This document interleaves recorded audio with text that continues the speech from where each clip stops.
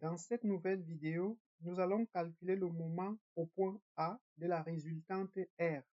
Pour le faire, nous allons utiliser le moment vectoriel. Alors, quelle est la formule?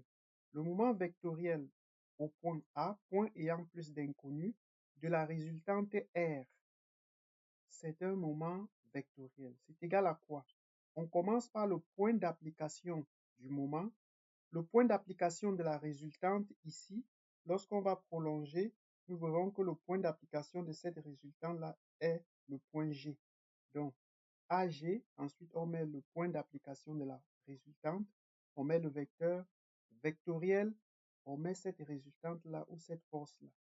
Alors, nous allons commencer par calculer les coordonnées du vecteur AG.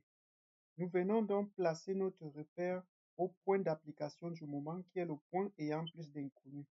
De A à G, quelles sont donc les coordonnées de ce vecteur AG? Voici le vecteur AG, ici. De A à G, quelles sont donc les coordonnées?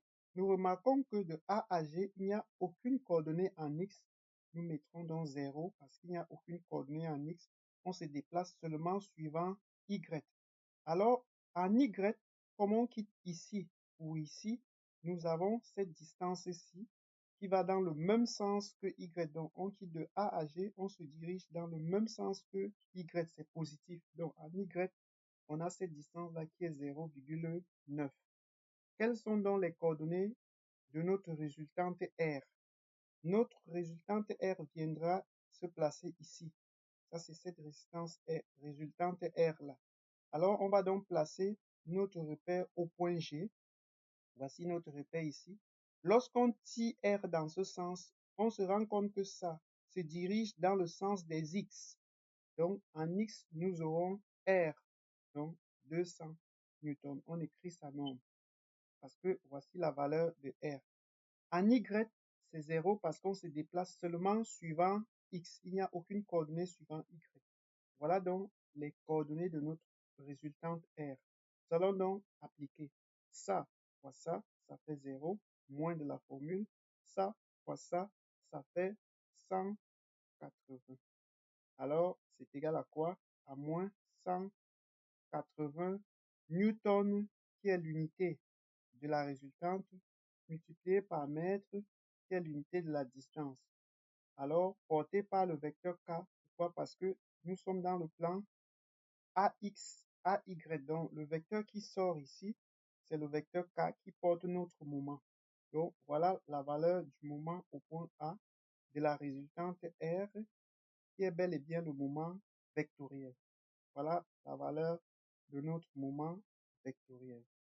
À partir de ce moment vectoriel, nous pouvons déduire le module de notre moment au point A de la résultante R, qui sera égal à quoi? À la valeur absolue de ce moment, donc 180 newtons multiplié par mètre. Voilà le module de notre moment. Si cette vidéo vous a plu, je vous invite à vous abonner, à liker, à partager et à laisser un commentaire pour m'encourager. Je vous remercie et à très bientôt dans les nouvelles vidéos. Bon succès. Si cette vidéo vous a plu, je vous invite à vous abonner, à liker, à laisser un commentaire et à partager pour m'encourager. À très bientôt dans les prochaines vidéos. Bon succès.